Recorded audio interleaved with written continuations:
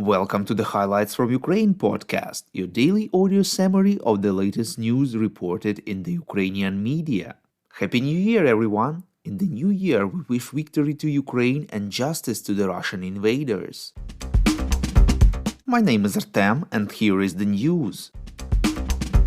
312 days less the Russian invasion of Ukraine. Russia launched missile and drone attacks against Ukraine both on New Year's Eve and last night, reports Ukrainska Pravda.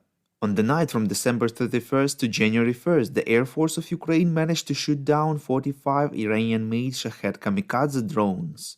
All 32 enemy drones launched in Kyiv were also destroyed. Missiles damaged several private houses, infrastructure objects, and a hotel in Kyiv. Fragments of a missile were discovered at one of the metro stations and part of the line was closed for a while. Several university buildings were damaged as well. At least 20 drones were downed near Kyiv, several dozen people were wounded, at least one person killed in these attacks. In his evening video address, President of Ukraine Volodymyr Zelensky thanked the air defense of Ukraine for their work. He said that Russian terrorists were pathetic and they entered this year staying the same. Ukraine's defenders were awesome and on January 1st they showed themselves very well. The president believes that the sense of unity, authenticity, life itself of Ukrainians, all this contrasts dramatically with the fear that prevails in Russia. Quote, they are afraid, you can feel it, and they are right to be afraid because they are losing. Drones, missiles, anything else will not help them because we are together and they are together only with fear, unquote. On behalf of Ukrainians, Zelensky expressed gratitude to all energy workers, utility workers for stable energy supply and the minimum of outages, taking into account all the existing circumstances. Wherever transmission lines and other energy facilities are damaged by shelling, the restoration continues around the clock, stressed the president.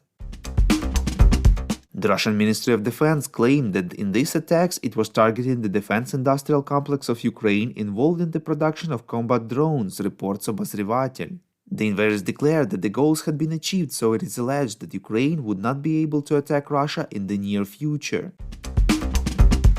Head of the Defense Intelligence of Ukraine, Kyrylo Budanov, assessed that Russia only has enough missiles left for 2 large-scale missile attacks on Ukraine, reports Fakty.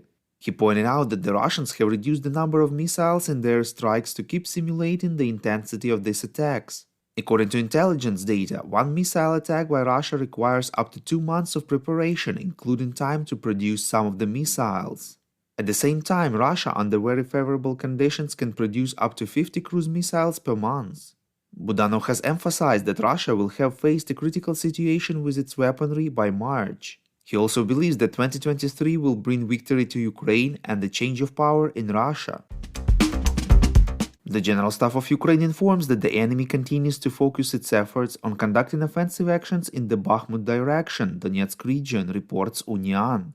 Russian forces are trying to improve the tactical position in the Kupiansk, Liman and Avdiivka directions.